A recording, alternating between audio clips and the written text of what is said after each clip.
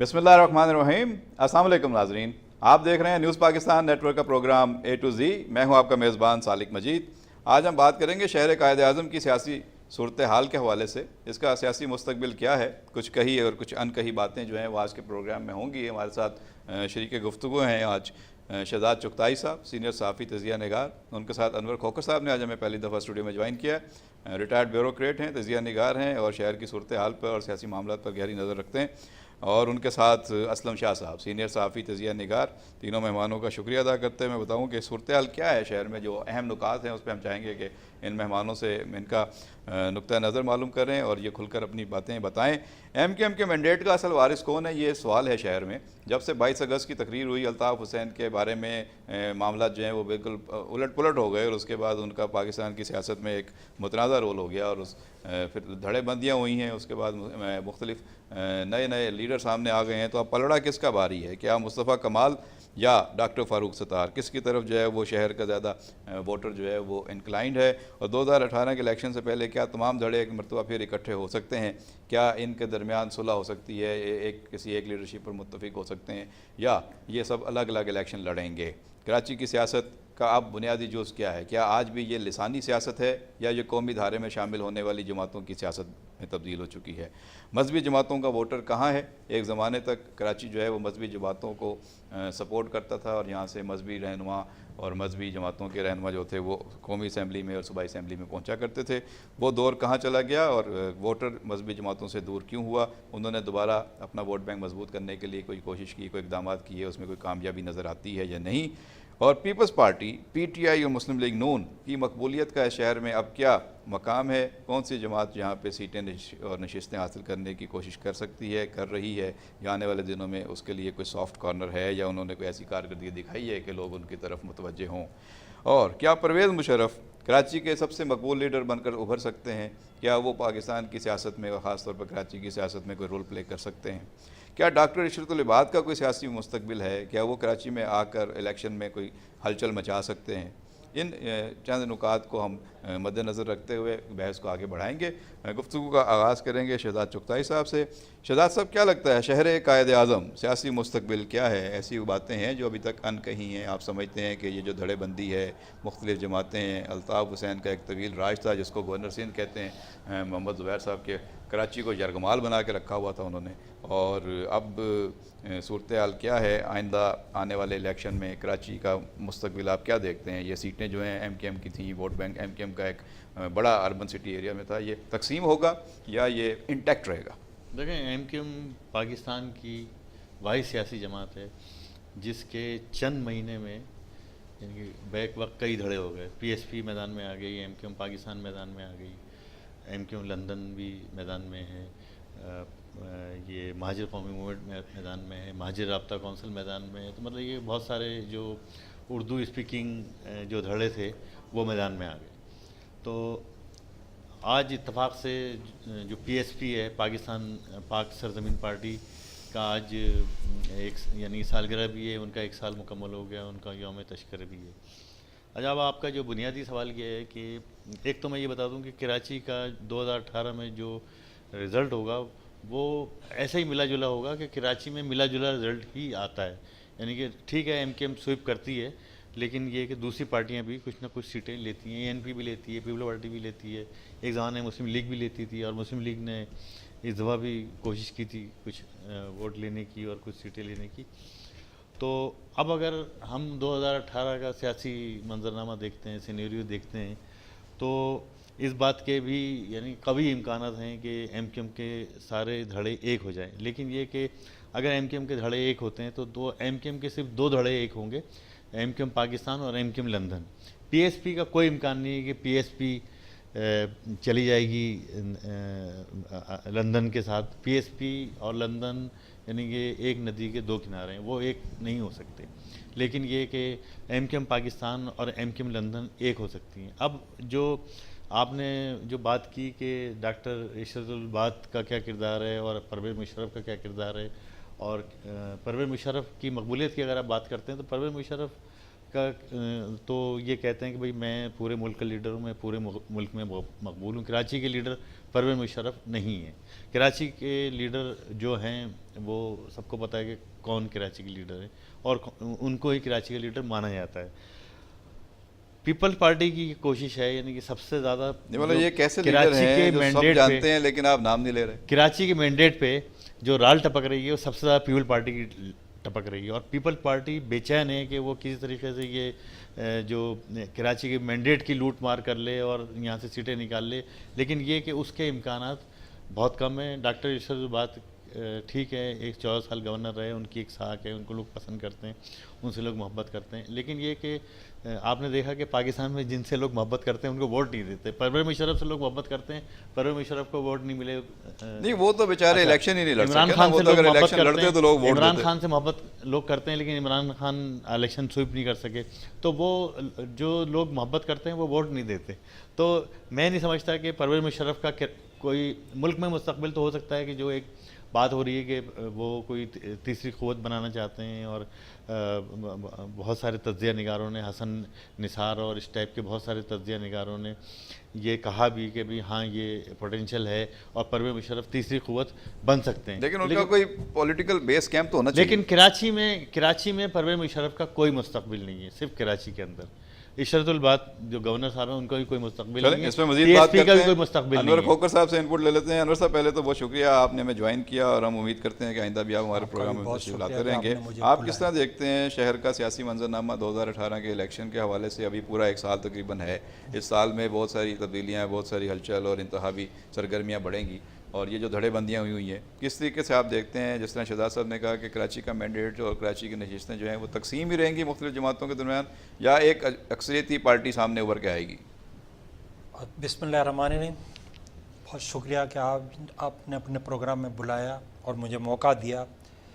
आपका ये सवाल कि 2018 में क्या मुस्तकबिल होगा MQM का या किसी भी सियासी जमात का, तो मैं इस पर जिस तरह से चुगता साहब ने बात की है कि कराची के अवाम और हैदराबाद जितने भी अर्बन सेंटर के अवाम हैं, तकरीबन 70% तो MQM के चाहने वालों में से है।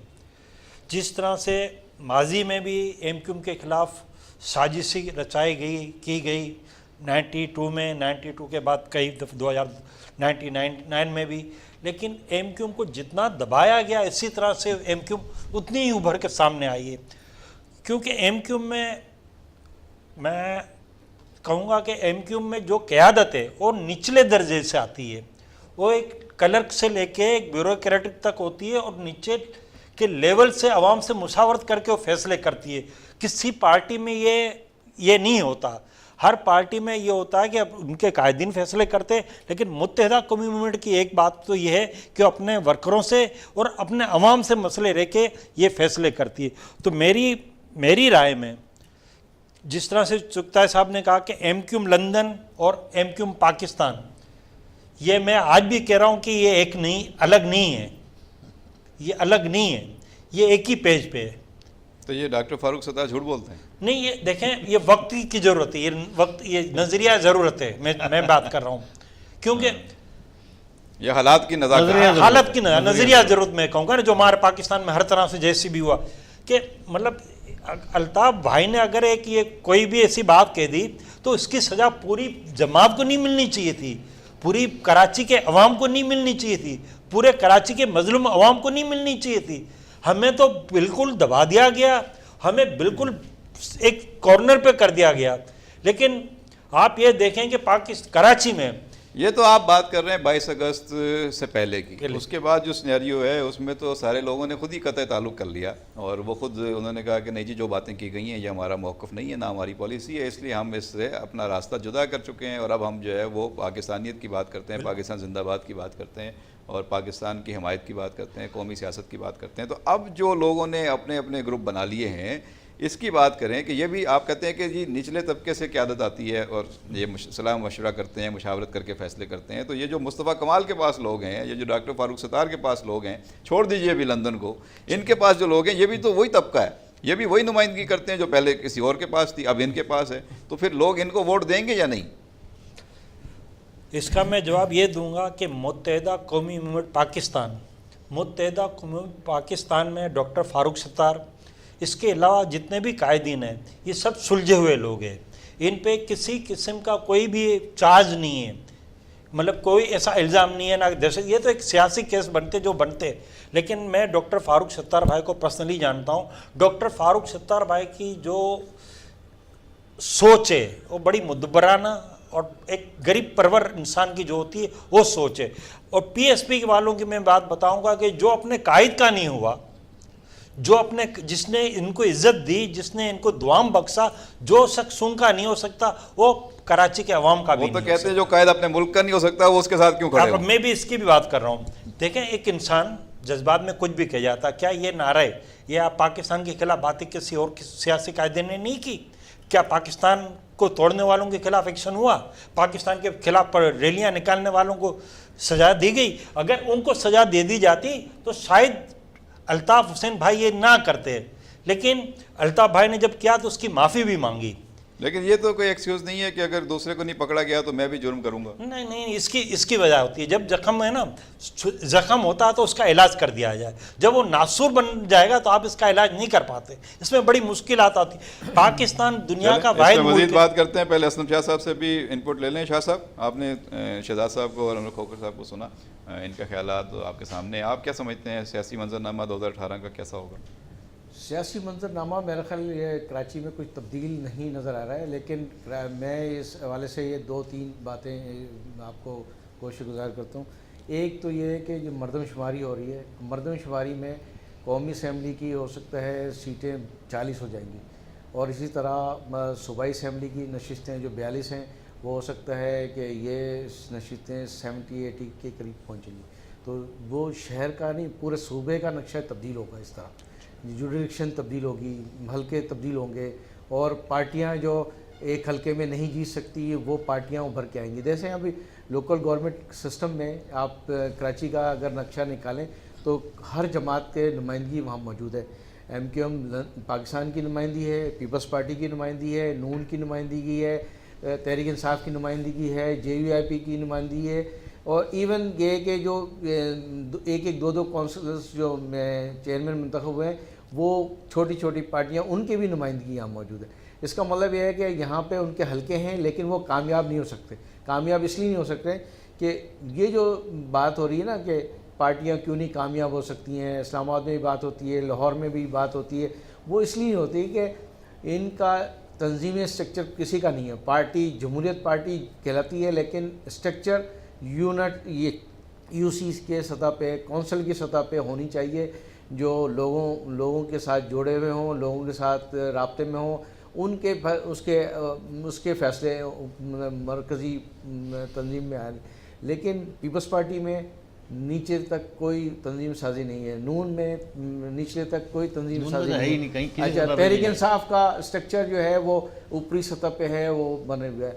ये जो आप कह रहे हैं ना कि मुस्तफा कमाल की पार्टियां आ गई और बड़े लोग इसमें शामिल हो गए, ये सिर्फ ऊपरी सतह पे है। निचली सतह पे उनका कोई स्ट्रक्चर नहीं है, कोई नुमाइंदगी नहीं है, कोई मैंने उनका मतलब प्रोग्राम नज़र नहीं आ रहा है। हल्के में और UC की सतह पे जब तक नहीं होगा वो आप उसको कामयाब नहीं कर सकते। मैं दूसरी बात भी कह रहा हूँ, ये शहर पे आलमी सतह पे बड़ी तवज्जो है। इस दूसरी तरफ एक सेंट्रल गवर्नमेंट, फेडरल गवर्नमेंट जिस पे अरबों रुपए खर्च कर दिए, 2 प्रोजेक्ट उन्होंने शुरू कर दिए हैं और दीगर प्रोजेक्ट शुरू करेंगे। देखिए, ग्रीन बस का 2 प्रोजेक्ट है, एक प्रोजेक्ट शुरू हो चुका है, दूसरा प्रोजेक्ट का शुरू होना है, वो भी तकरीबन 15-20 अरब के करीब लगभग है। दूसरा है कि आलमी बैंक जो है ना वो आपको डोनेट कर रही है 10 अरब रुपए ओल्ड सिटी को बेहतर करने के लिए, डेवलपमेंट के लिए, और बाकी डेवलपमेंट बजट तो बहुत बढ़ रहा है, इस पे ज़रा फोकस है। ये शहर में डेवलप हो रही है, तो उनकी तवज्जो सूबाई सतह पे भी, फेडरल लेवल की सतह पे भी और आलमी सतह पे भी इसकी तवज्जो यानी है। ये नहीं है कि यहाँ पे सियासी सरगर्मियाँ बंद हो गई हैं, सियासी सरगर्मियाँ भी आज़ादी है। मजहबी जमात का जो फैक्टर था, मजहबी जमात इस शहर में रन करते थे, उनका तंजीमी स्ट्रक्चर आहिस्ते आहिस्ते ख़त्म होता चला आ रहा है। उन्होंने अपनी तंजीमी स्ट्रक्चर जो है वो मदारस तक महदूद रखा हुआ है, एक हल्के में महदूद रखा हुआ है, वहाँ से पूरे हलके में एक कौमी असम्बली का या सूबाई असम्बली का हलका सिंध में कराची में 9 लाख के पर मुश्तमिल है। सूबाई असम्बली का रुकन जो है वो 5 लाख के हलके पे मुश्तमिल है। इस पर भी शायद जी बात करेंगे कि ये क्या जस्टिफाइड है, इतना बड़ा हल्का होना चाहिए, इतने ज़्यादा वोटर्स तक क्या एक उम्मीदवार बासानी रसाई हासिल कर सकता है, और अगर कर सकता है तो उसको कितना खर्चा करना पड़ता है, कितना टाइम दरकार होता है, 2000 वोटों पे होता है। इस पर मजीद बात करेंगे, लेकिन यहाँ वक्त हुआ छोटी सी ब्रेक का। नाज़रीन हमारे साथ रहिएगा, हाजिर होते हैं चंद लम्हात के बाद। वेलकम बैक नाजरीन, आप देख रहे हैं न्यूज़ पाकिस्तान नेटवर्क का प्रोग्राम A to Z। मैं हूं आपका मेज़बान सालिक मजीद। बात हो रही है शहर कायद आज़म के सियासी मंजरनामे के हवाले से। हमारे साथ मौजूद हैं शहजाद चुगताई साहब, अनवर खोकर साहब और असलम शाह साहब। शहजाद साहब, ये समझाएं कि सियासत कराची की अभी भी जो है वो लिसानी बुनियादों पर हो रही है, या कौमी नौइयत की सियासत जो है वो यहाँ पर जो है वो आगे बढ़ रही है? जो सारी सियासी जमातें हैं, इनको जो वोट बैंक मिलता है, ये किस बुनियाद पर इनका वोट बैंक है? देखें, आपको याद होगा कि जो सन 70 के इलेक्शन हुए थे वो सबसे फेयर इलेक्शन थे। अच्छा, उसके बाद फिर 77 में एक इलेक्शन हुए, वो फेयर तो नहीं थे, लेकिन वो इलेक्शन लसानी बुनियाद पे नहीं हुए थे। फिर उसके बाद आपके मुल्क में इलेक्शन गालबन 88 में इलेक्शन हुए। 85 वाले तो गैर जमाती को, हाँ, वो गैर जमाती थे, वो भी लसानी बुनियाद पे नहीं थे। लेकिन ये कि 80s में एक लसानी सोच जो है आपके मुल्क में डेवलप हुई, MQM बनी, PPI बनी। अच्छा, और एक PPI को जो कहा जाता था वो लोग ये कहते थे कि ये ब्रॉड बेस वो है इत्तेहाद है, जो यानी कि पंजाबी पख्तून इत्तेहाद जो है, जो पंजाब में और सरहद में भी मौजूद है। तो अगर आप ये देखें तो अभी जो अब आपके मुल्क में 88 के बाद जो इलेक्शन होते रहे, तो ये सारे इलेक्शन यानी कि इनके नताइज, इलेक्शन फेयर थे नहीं फेयर थे जो कुछ भी था, लेकिन उनके नताइज जो थे वो लसानी थे। कि कराची में MQM जीत गई, पंजाब में मुस्लिम लीग नून जीत गई, और सिंध में पीपल पार्टी जीत गई, और सरहद में ANP जीत जाती थी, या वो मौलाना फजल रहमान जीत जाता था। तो मतलब ये कि जो आप सबसे बड़ा अलमिया जो हमारे मुल्क में हुआ और जो अब भी है, वो ये कि हमारे यहाँ एक लसानी सोच पैदा हो गई है। और वो मैं समझता हूँ कि शाहजी भी बेहतर जानते हैं कि ये सोच जो हमारे मुल्क में पैदा हुई है, गालबन दुनिया भर में इसकी मिसाल नहीं मिलेगी, इंडिया में भी शायद नहीं होगी, लेकिन ये कोई इंडियन साजिश मुझे ऐसी लगती है कि ये सोच ख़त्म नहीं हो रही है, और ये सोच जो है बढ़ती चली जा रही है। अब आप देखें कि अगर पंजाब में PMLN है तो PMLN को भी PPI कहा जाता था, और अगर सिंध में पीपल पार्टी है तो पीपल पार्टी को जो है वो कहा जाता है कि ये जे सिंध। हालांकि पीपल्स पार्टी में तो बेनज़ीर भुट्टो जब तक थी तो उन्हें तो चारों सूबों की जंजीर कहा जाता था कि वो तो पूरे मुल्क की जो है वो कौमी लीडर हैं, और वो चारों सूबों में उनकी मकबूलियत है। 88 में इतनी ज़्यादा लसानी सोच नहीं थी, जो 88 का इलेक्शन हुआ था उसमें इतनी ज़्यादा लसानी सोच नहीं थी। तो बहरहाल ये कि ये हमारी बदकिस्मती है कि हमारे यहाँ जो है ना लसानी सोच मौजूद है, और सियासी जमातों का अब जो 88 में आपको याद होगा लसानी वोट बैंक है। 88 में ये इल्ज़ाम लगाया गया था कि जाग पंजाबी जाग का नारा लग गया जब कौमी असम्बली का इलेक्शन हो गया था, और उसके बाद सूबाई असम्बली को होना था। तो उस वक्त कहा गया कि कौमी असम्बली की नशिस्तें तो जा रही हैं, तो सूबाई किसी तरह रोक लिए जाएँ। तो ये पंजाब में ये बात हुई थी, और यहाँ पे भी ये सूरत हाल थी, और MQM जीती थी पहली दफ़ा।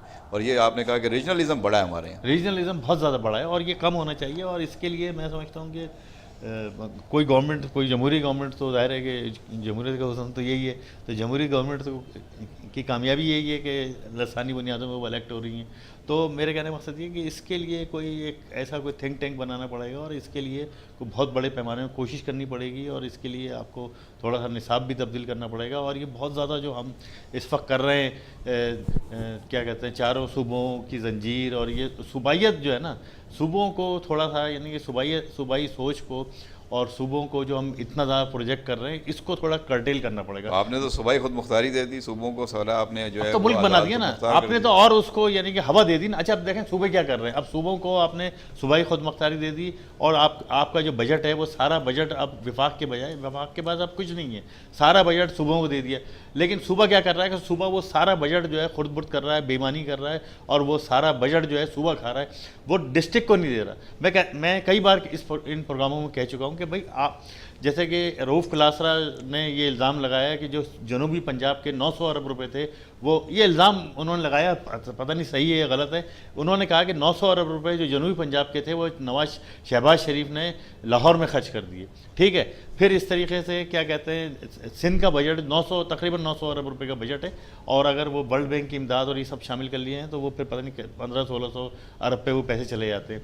तो कहने का मकसद ये है कि जो सूबाई हुकूमतें हैं वो फंड्स के ऊपर बैठ जाती हैं काबिल होके, जिलों को नहीं देती। 29 आपके ज़िले हैं ना, तो इंसाफ का कराची को मैं कहता हूँ मत दें, कराची के 6 ज़िले कर्टेल कर दें, ख़त्म कर दें, लेकिन आपके ये जो 24 बाकी जो ज़िले हैं और जहाँ इतनी पसमानदगी है, जहाँ ना सड़कें हैं, ना पानी है, ना वहाँ पे कोई दिए तो हैं लड़कानों को 90 अरब रुपये, वो कहाँ गए 90 अरब बात करते हैं। अनवर खोखर साहब मौजूद हैं तो उनकी यादें भी ताज़ा करते हैं। नश्तर पार्क में जलसा हुआ था, अल्ताफ़ हुसैन खिताब कर रहे थे तो जहाज़ पाकिस्तान का जा रहा था, तो उन्होंने कहा कि ये PIA जो जा रही है ये पाकिस्तान इंटरनेशनल एयर का त्यारा नहीं है, ये पंजाब इंटरनेशनल एयर का त्यारा है जी। और ये कराची में अमन उस वक्त तक नहीं हो सकता जब तक ये चनाब एक्सप्रेस और ये खैबर मेल आना बंद नहीं होंगी। और उन्होंने कहा, उस वक्त काफ़ी बातें भी की, और उस दौर में दीवारों पे भी लिखा होता था कि सिंधी महाजर भाई भाई, ये धोती और नस्वार कहाँ से आई। तो ये जो सोच एक डेवलप हुई, याददाश्त तो आपकी बहुत अच्छी है और इन्होंने बहुत सारी बातें याद दिलाई। तो ये सोच अभी है सियासत में कराची की, आप समझते हैं कि अब वो सूरत हाल नहीं है पहले? नहीं, अब वो सूरत हाल नहीं जो पहले थी। वो भी देखें ना, एक अमल का एक रद्द-ए-अमल फितरी तौर पे सामने आता है। एक ये भी नारा लगा था जैसे आपने कहा ना कि जाग पंजाबी जाग, तेरी पगनों लग गया दाग, वो नारा अब भी लगता है, समझो, वो आज भी लगता है। एक मखसूस कम्युनिटी पूरे पाकिस्तान पे गालिब है। 70% फेडरल टैक्स कराची से पे होता है, 90% सूबाई प्रोविंशियल टैक्स कराची देता है, लेकिन कराची को इसके बदले में क्या मिलता है? फेडरल में 5% भी हमें नहीं मिलता, सूबायत में भी हमें कुछ नहीं मिलता। और फिर ये देखें कि जो सूबे सिंध के जो हमारे पीपल्स पार्टी के अरकान असम्बली है, वो अपने हल्के छोड़ के, अपने अवाम को छोड़ के यहाँ बैठे हुए, अपने अवाम के मसाइल हल करने की बजाय कराची में बैठे हुए, और कराची के हमारे जो नुमाइंदे, कराची को जिसने मैंडेट दिया, उनके पास कोई पावर नहीं है। हम यहाँ तक कि मैं आपको बताऊंगा कि आज सिंध सेक्रेटेरिएट में आप चले जाएं, सिंध सेक्रेटेरिएट में चले जाएं कि आपके ऑफिसर्स का वहाँ यह हालत है कि उनको मुश्किल से कोई बात लिखने आती है, वो अपना मतलब भी नहीं समझे। मैं चीफ सिंध सेक्रेटरी में बैठा था, चीफ सेक्रेटरी ऑफिस में, जब भी 15 दिन एक एप्लीकेशन आई 90 दिन की, तो इसमें उस डायरेक्टर ने 90 दिन की छुट्टी मांगी, ना तो ये लिखा कि भाई मेरा नाम क्या है, मेरी पोस्ट क्या है, मेरी क्या उसमें चीफ ये तो ओवरऑल दायरा की तालीमी मामला जो है हम देखते हैं कि इसमें गिरावट आई है। अब वो पहले जैसी सूरत हाल नहीं है, पहले जितने अच्छे अफसर काबिल अफसर होते थे वो सूरत हाल नहीं है। ये तो हमारे तालीमी निज़ाम का मामला है। हम देखें ना, मुत्तहिदा कौमी मूवमेंट पे जो एक लेबल लगा था लसानियत का, हमने इसको धोने के लिए बहुत कुर्बानियाँ दी।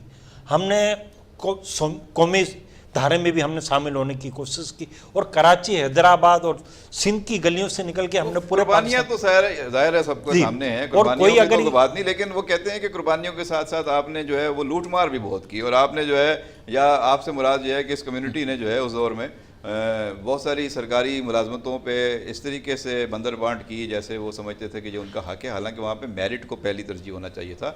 और कराची में सबसे ज़्यादा तवक्को की जाती थी कि सबसे ज़्यादा यहाँ बाशऊर पढ़े लिखे लोग रहते हैं, और वो सरकारी मुलाजमतों पे और ख़ास तौर पे तालीमी शोबे में और उसके बाद आपके बल्दियाती मामलात में मेरिट को ज़्यादा तरजीह देंगे। लेकिन वो मेरिट का तो यहाँ कत्लेआम हुआ, और वो बहुत सारे लोगों ने डीमेरिट होकर नौकरियां हासिल की, और वो सियासी कारकुन बने रहे। सरकारी मुलाजमतों को ऐसे इस्तेमाल किया गया जैसे उनका हक है। तो सरकारी मुलाजमतें जिस तरह बांटी गई, ये तो आप समझते हैं कि ये कोई इंसाफ हुआ? नहीं, मैं इसके बिल्कुल खिलाफ हूँ कि जो भी इंसान मेरिट पे आता उसको आना चाहिए, क्योंकि अगर आप किसी काबिल आदमी को और पढ़े लिखे आदमी को उसके हिस्से के मुताबिक नौकरी नहीं देंगे तो ये हक तलफी हमारे पूरे मुल्क के ख़तरनाक होगी। मैं ये बात का भी इकरार करूँगा कि हमसे गलतियाँ हुई, हमने पढ़े लिखे नौकरियाँ नहीं दी, लेकिन क्या आप ये सिर्फ मुत्तहिदा कम्युनिटी पर इल्ज़ाम लगा सकते क्या पीपल पार्टी ने नहीं किया? सबने, जहाँ जहाँ पे सियासी भर्तियाँ हुई हैं, मेरिट की खिलाफ वर्जियाँ हुई हैं, हमने जो गलती की सबने मुल्क को इस नहज तक पहुँचाया है। हमने सजा भी पाई ना उसकी, और हमने आज भी हम सजा पा रहे हैं, कल भी हमने सजा पाई थी। तो आज कितने साल सिंध में नौकरी पे पाबंदी रही। एक छोटी सी मिसाल है, जो बिलखुसूस कराची वाले लोगों के साथ बर्ताव किया गया। पीपल्स पार्टी हर दौर में रही है, क्या पीपल्स पार्टी ने पाबंदियां नहीं लगाई? क्या पीपल्स पार्टी ने पाबंदियों के बावजूद अपने लोगों को नौकरियां नहीं दी? आज भी जो हमारे खुद मुख्तार इदारे, इतनी डेवलपमेंट के नाम पे फंड आता है, आपको कहीं फंड खर्च नजर लेकिन आता है? जब हम बात करते हैं ना इस्लामाबाद में जाके, लाहौर में जाके, किसी और स्टेशन पे, तो वहाँ ये बात होती है कि जी MKM तो खुद हुकूमत का हिस्सा रही है, तमाम हुकूमतों का हिस्सा रही है, फिर किस बात पे रोना रोती रही है कि जी अच्छा, हमारे साथ नाइंसाफी हुई है। नहीं, हम हुकूमत का हिस्से तो रहे, 14 साल उन्होंने बताया कि गवर्नर रहे इशरतुल इबाद साहब। बिल्कुल बिल्कुल मैं तो मान रहा अब हूँ। तो नाइंसाफी वाला बात नहीं, मामला तो रहा भाई ही आप नहीं। ऐसा करें ना, आप कराची को एक डिस्ट्रिक्ट बना दे, कि एक जिला अलग से बना दे, कराची का एडमिनिस्ट्रेटर पूरा हमारा MQM का हो, कराची से वाबस्ता हो। जरूरी नहीं है कि किसी एक पढ़ा लिखा आदमी हो जो कराची के मसले मसाइल को जानता हो, मेरे और आम पब्लिक के मसले मसाइल को जानता हो। वो उधर 4000 की आबादी में रहने वाला आदमी जो अपने लोगों को रोजगार नहीं देता, जहाँ के लोग भूख मर रहे, प्यास से मर रहे, भूख से मर रहे, नंगे होके मर रहे, ना सेहत है ना सफाई है, वो यहाँ कराची में आके, सिंध में आके वजीर आला बन जाता है। वो तब देखें, ये तो वोट मैंडेट उनके पास होता है, वो मैंडेट लेकर आते हैं और आके करते हैं। जब आपके पास सिटी गवर्नमेंट है, जब आपके पास बल्दियाती इदारे हैं, तो उनको भी कुछ चीज़ें बेहतर करनी है। असलम शाह साहब, आप क्या समझते हैं किस तरीके से कराची की सियासत को जो है वो तब्दील होता हुआ आप महसूस करते हैं? जब से ये आ गई है, PTI आई है, पीपल्स पार्टी दोबारा जो है यहाँ पे सर उठा रही है, दोबारा कोशिश कर रही है अपने आप को मकबूल करने के लिए। लोग पीपल्स पार्टी जो छोड़ के गए थे वो वापस आ रहे हैं, नबील गबोल जैसे लोग वापस आ गए हैं और हकीम बलोच जैसे लोग वापस आ गए हैं। तो आपको कोई लगता है कि पीपल्स पार्टी डेंट लगा सकती है MKM के वोट बैंक में, उन नशिस्तों पे वो कामयाबी हासिल कर सकती है अगले इलेक्शन? मैं ये समझता हूँ कि देखिए, पीपल्स पार्टी अब आवाम से बजाय ख्वास की पार्टी बन गई है, तो लिहाजा आवाम में उनकी जड़ें नहीं हैं। वो कोशिश कर रहे हैं कि ख्वास को जमा करके हल्का अपना मंतखब कराया जाए कराची में, लेकिन कराची में उनके डेंट लगने में मुश्किल है। लेकिन अंदरूनी सिंध में जो उनके वडेरे जो शामिल हुए हैं दीगर पार्टियों के, उनका अपना एक हल्का है, वो कामयाब हो सकते हैं और वो उनकी कामयाबी के तनासुब भी ज़्यादा हो सकता है। कराची के जो बुनियादी मसाइल हैं जिनको MKM एड्रेस करके यहाँ कामयाबी हासिल करती रही, वो मसाइल आप समझते हैं जूँ के तू हैं, उनमें काफ़ी हद तक जो है कमी आ गई है, या अगले इलेक्शन का मंशूर जो होगा वो भी कमोबेश उन्हीं नुकात पे होगा? उन्हीं नुकात पे होगा और उनसे थोड़े से आगे पीछे हो गए। लेकिन मैं ये समझता हूँ कि MKM ने जो अपनी बुनियाद रखी थी, जिस बेस पे बुनियाद रखी थी, वो वहीं खड़े, मतलब कोटा सिस्टम वहीं खड़ा हुआ है और बाकी जो मामला शहरी मसाइल के हवाले से वो वहीं खड़े। कई मसाइल से तो वो पीछे भी हट गए ना, जैसे मैसूरी ने मशरक़ी पाकिस्तान से उनको लाके बात करना था, तो खत्म हो गया मामला। लेकिन बुनियादी जो बल्दियाती मसाइल थे, लोगों के मसाइल थे, मतलब पानी या बिजली के मसाइल थे, सेवरेज के मसाइल थे, सड़कों के मसाइल थे, वो भी तकरीबन वहीं के खड़े हुए। उसकी वजह पहले उनके पास फंड था, प्लान कर सकते थे, इम्प्लीमेंट कर सकते थे। मुस्तफ़ा कमाल के दौर में वो इम्प्लीमेंट हुआ कुछ वो हलकों में, कुछ मेन शारें बनी, अंडर पासिस बने, फ्लाईओवर बने, लेकिन जो बुनियादी तौर पे जो शहर का इंफ्रास्ट्रक्चर बेहतर होना चाहिए उसके प्लान के, जैसे अभी उनके जाने के बाद 10 साल बाद क्लैप्स हो गया।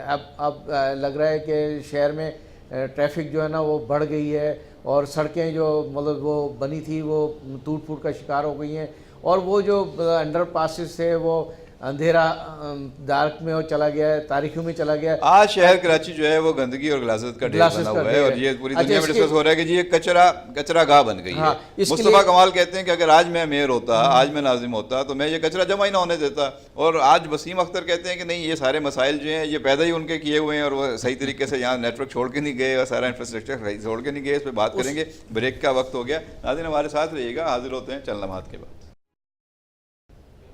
वेलकम बैक नाजरीन, आप देख रहे हैं न्यूज़ पाकिस्तान नेटवर्क का प्रोग्राम A to Z। मैं हूं आपका मेज़बान सालिक मजीद। बात हो रही है कराची की सियासी सूरत हाल के हवाले से। शहजाद चुगताई साहब, जो अरकान असम्बली हैं, कौमी असम्बली के या सूबाई असम्बली के, सेनेट के, जिनका ताल्लुक़ कराची से है, जिनको अवाम ने मैंडेट दिया था और इस बात का इख्तियार दिया था कि वो जाकर कराची की बेहतरी के लिए, तरक्की के लिए, कराची के अवाम के मसाइल के हल के लिए जाकर फ़ैसले करें, कानून साजी करें, वो किस हद तक कामयाब नज़र आते हैं और किस हद तक नाकाम है? देखें, मैं आपको ये बताऊं कि एक होता है ना कि जो हमारे जो वज़ीर-ए-आज़म नवाज़ शरीफ हैं, जब से उन्होंने हलफ उठाया है आज तक उनको यानी कि मेरे ख्याल से चैन की नींद नहीं सोए होंगे और पावर एंजॉय करने की पोजीशन में नहीं है। एमक्यूएम के अरकान असेंबली जिस भी टर्म में रहे और जितने भी रहे और जो अब भी हैं और जो अब मेयर भी आ गए और चेयरमैन भी आ गए, डिप्टी मेयर भी आ गए, तो ये सब तो मतलब पावर को एंजॉय कर रहे हैं ना, अपनी पोजीशन को एंजॉय कर रहे हैं। और कोई डिलीवर नहीं किया एमक्यूएम ने, बिल्कुल डिलीवर नहीं किया। 88 से लेकर आज तक कोई एमक्यूएम की कारकर्दगी नहीं है। और मुस्तफ़ा कमाल ने जो कारनामे अंजाम दिए, तो वो हमारे जो साबिक़ सदर हैं परवेज़ मुशर्रफ, उनके मरहून मिन्नत थे कि उन्होंने जो 21 अरब का जो पैकेज दिया था, 29 अरब का जो पैकेज दिया था, बाद में ये नेमतुल्लाह के ज़माने में ये पैकेज दिया गया था और नेमतुल्लाह के ज़माने में ही ये पैकेज 21 अरब का रह गया था। उसमें से 13 अरब रुपए का जो 13 अरब रुपए थे वो तो ज़मीन के अंदर दफन हो गए, वो सीवरेज और पानी के मंसूबों के लिए थे।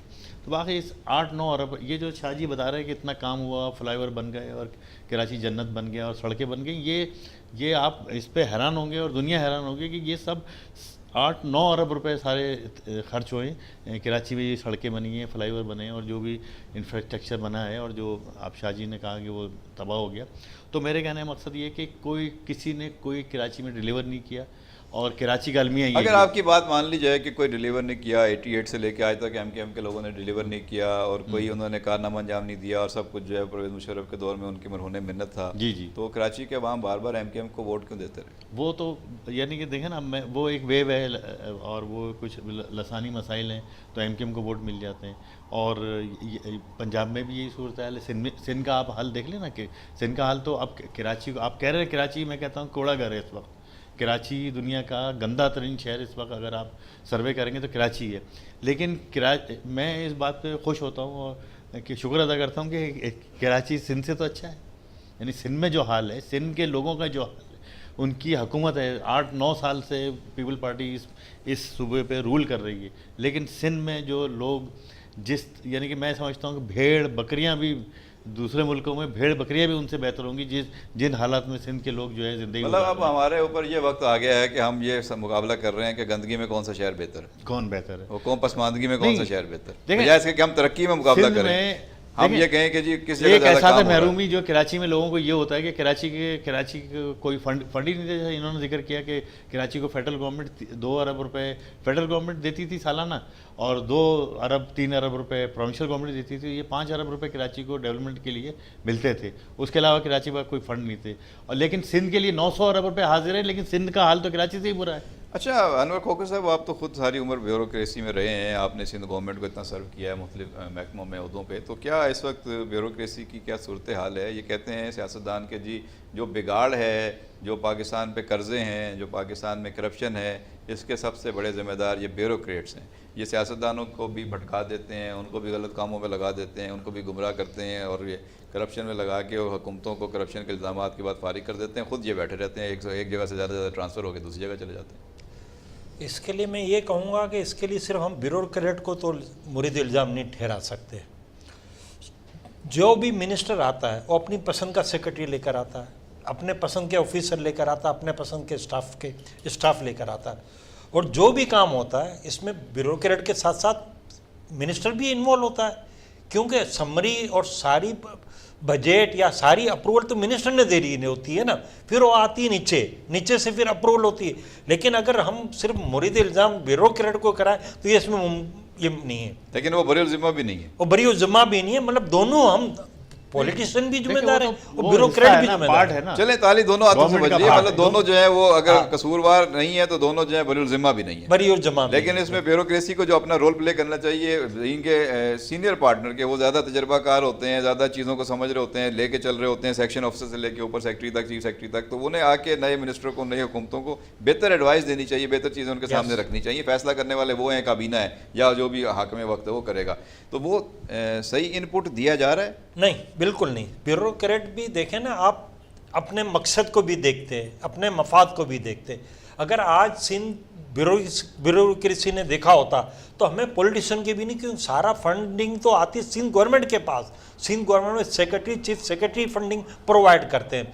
अगर यही लोग ब्यूरोक्रेट ही हमारा अगर कर दें तो हमें किसी MP MNA की जरूरत भी नहीं है। कितने ब्यूरोक्रेट आपको नजर आते हैं, सेक्रेटरी, चीफ सेक्रेटरी, जो नो कह सकते हो गलत काम के ऊपर, कि दबाव लेने से इनकार करते हैं? इस वक्त कोई भी नहीं, कोई भी नहीं आज तक कोई ऐसा है मैं ही नहीं। ये तो आप छोड़े, ब्यूरोक्रेट तो बड़ी बात नहीं, सेक्रेटरी, चीफ सेक्रेटरी, कोई प्यून में हिम्मत नहीं है। इस वक्त जो 95% जितने भी ब्यूरोक्रेसी की पोस्टिंग है ये सब के सब सियासी है। तो ये सरकारी नौकरी लेते हैं तो क्या वो ज़मीर कहीं गिरवी रख देते हैं?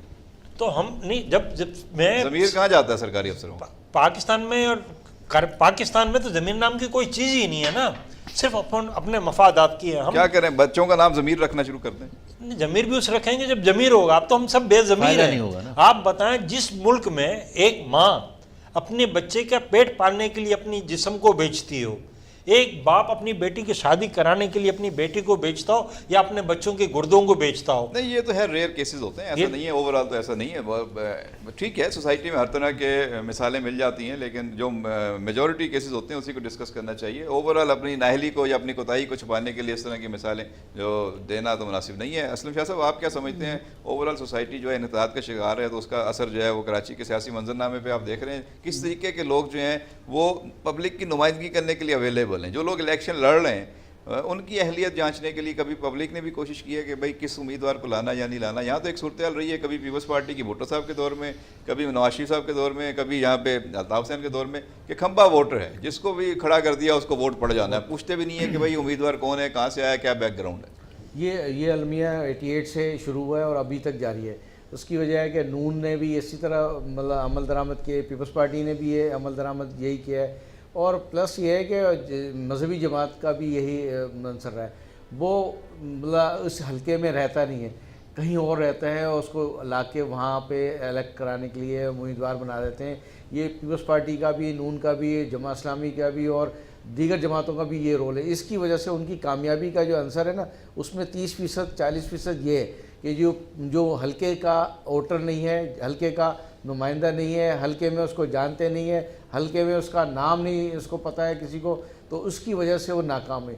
30% वो लोग होते हैं जो पार्टी के स्ट्रक्चर ना होने की वजह से नाकाम हो जाते हैं। स्ट्रक्चर नहीं होता है, इलेक्शन में उनको इलेक्शन प्रोसेस के मराहल को निपटाना होता है, वो उनके पास नहीं होता है, अफरादी कुव्वत नहीं होती है जो इतने लोगों को पोलिंग स्टेशन में बिठाया जाए, इसकी वजह से नाकामी का जी ओवरऑल जो डिबेट हो रही है उसमें यह है कि जी यहाँ पे अरबों रुपए खर्च भी किए जाएं, बहुत सारे मसाइल हल करने के लिए इंफ्रास्ट्रक्चर बेहतर भी किया जाए, उसके बावजूद जब वोट लेने की बारी आती है तो वोट देने का जो क्राइटेरिया है वो डिफरेंट बुनियादों पर दिया जा रहा है। कहीं पर वो एथनिक बुनियादों पर है, कहीं वो लैंग्विस्टिक बुनियादों पर है, कहीं पर वो ज़ात बरादरी और इस कौम बरादरी पर चल रहा है मामला।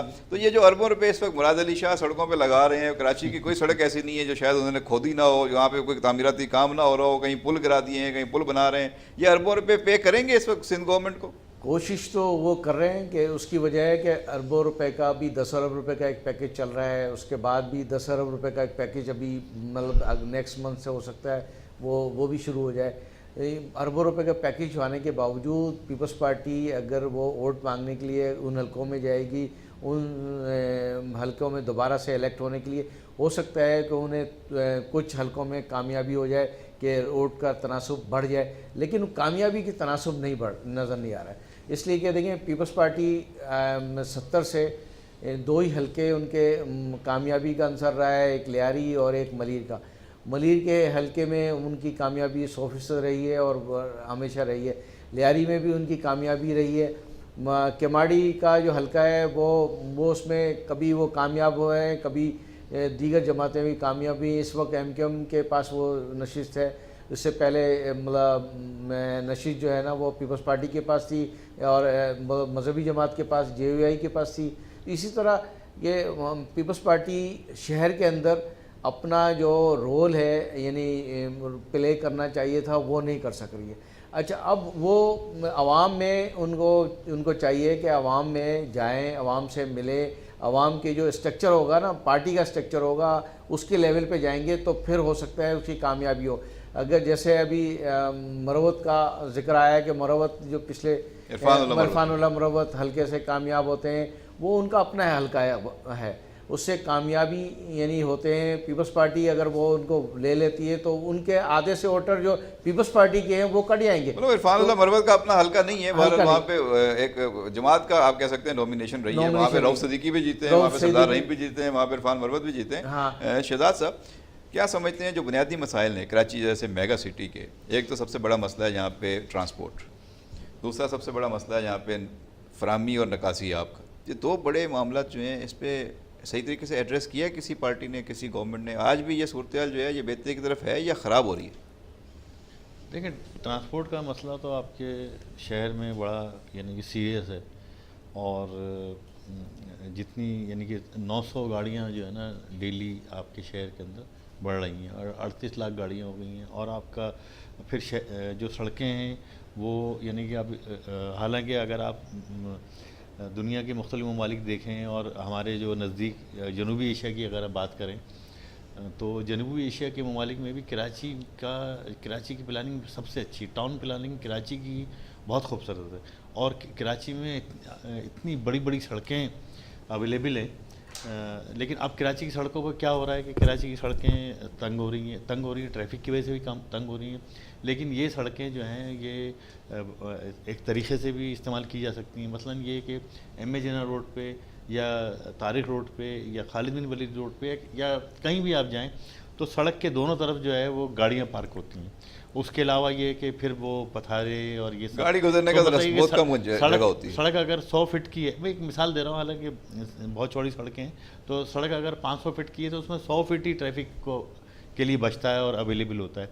तो अगर यहाँ पर अब यानी किसी को परवाह नहीं है, ना मेयर को परवाह है, ना सीएम को परवाह है, ना किसी वज़ीर बल्दियात को परवाह है, तो कराची की यानी कि कराची का कोई वाली वारिस नहीं है, कोई कराची के मसाइल हल करना नहीं चाहता।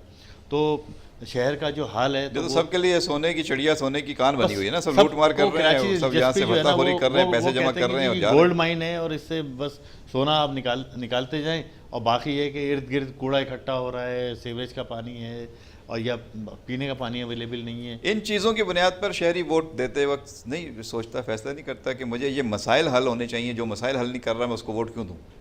देखिए, अब मैं समझता हूँ कि कुछ लोग बेहिस ज़्यादा हो गए या ऑप्शन नहीं है लोगों के पास, लोगों के पास ऑप्शन भी नहीं है। अच्छा, फिर अब मैंने जो पिछला इलेक्शन देखा था और बल्दियाती इलेक्शन देखा था, कुछ जिद बहस का भी मसला उसमें आ गया था कि जी मैं बस एमक्यूएम को ही वोट दूंगा, और लोग एक दूसरे को फ़ोन करके कहते थे या पीपल्स पार्टी को वोट दूंगा या मुस्लिम लीग को दूंगा, या मतलब जो एक माइंड सेट है, हाँ, माइंड सेट ये हो गया है कि वो अब लोग लसानी बुनियादों पे जो है ना वो करते हैं, वो वोट देते हैं, और लसानी सोच बहुत बढ़ गई। तो मैंने अभी पहले भी आपसे ये अर्ज़ किया था कि हमें सबसे ज़्यादा जो है ना ये जो सोच है हमारी, ये कातिल सोच है, और ये हमें तबाह कर रही है, बर्बाद कर रही है, और हमें तकसीम कर रही है, और पाकिस्तान को इससे बहुत ज़्यादा नुकसान पहुंच रहा है। तो मैं अभी इस प्रोग्राम के तवज्जुह से इस्लामाबाद से ये दरख्वास्त करूँगा कि वो ये जो लसानी सोच जो हमारे यहाँ पैदा हो चुकी है, इसको कर्टेल करने के लिए ना कोई ऐसी प्लानिंग बननी चाहिए। सबसे ज़्यादा जो इस वक्त यानी कि पानी का एक इशू है, जो यानी कि कराची के अंदर पानी का इशू है, एक आपके ओवरऑल पूरे मुल्क में पानी का इशू है, तो वो हमारी ज़िंदगी मौत का मसला है। इस तरीके से मैं समझता हूँ कि ये लसानी सोच जो है ना जो बढ़ रही है, तो ये भी हमारी ज़िंदगी मौत का मसला है। इसमें बहुत समझते हैं कि कौमी सियासी क़यादत की जिम्मेदारी है वो भी अपना रोल प्ले करे, और तमाम सियासी मजहबी जमातें जो हैं वो इस तरीके से अपना किरदार अदा करें कि लसानियत और सूबाइयत और इस तरह की जो सोच है उसकी हौसला शिकनी की जाए, और एक मुल्कगीर सतह पर एक कौम बनाने के लिए अवाम को तैयार किया जाए और उसके लिए फ़ैसले किए जाएँ। और इस पर डिबेट भी होनी चाहिए, इस पर पॉलिसी भी बननी चाहिए, इस पर तमाम जमातों को, सियासी अस्करी क़यादत को, सबको मिल बैठ कर फ़ैसले करने चाहिए, और यही पाकिस्तान के बेहतर मुस्तकबिल के लिए ज़रूरत भी है इस चीज़ की। आप तीनों मेहमानों का आज के प्रोग्राम में शिरकत पर शुक्रिया अदा करता हूँ, और उम्मीद करता हूँ कि आइंदा भी आप हमारे प्रोग्राम में शिरकत करते रहेंगे। नाज़रीन, आज हमने बात की पाकिस्तान में सियासी सूरत हाल के साथ साथ बिलखुसूस कराची के सियासी मंजरनामे की। 2018 के इलेक्शन से पहले कराची की सियासी सूरत हाल क्या हो सकती है, क्या मंजरनामा होगा आने वाले दिनों में, और किस तरीके से यहाँ पे वोट बैंक और जो नशिस्तें हैं वो तकसीम हो सकती हैं या किसी एक तरफ जा सकती हैं, उस पर शहजाद चुगताई साहब ने, अनवर खोखर साहब ने और असलम शाह साहब ने खुलकर अपने ख्यालात का इज़हार किया। और काफ़ी मौज़ूआत ऐसे हैं, काफ़ी शोबे भी ऐसे हैं, पहलू ऐसे हैं जिन पर मज़ीद बात की जा सकती है। इंशाअल्लाह मौका मिला तो आइंदा प्रोग्राम में उनका भी अहाता करेंगे। उम्मीद है आपको आज का प्रोग्राम पसंद आया होगा। आइंदा प्रोग्राम तक अपने मेज़बान सालिक मजीद को प्रोग्राम A to Z की पूरी टीम के साथ इजाज़त दीजिए। अल्लाह निगहबान।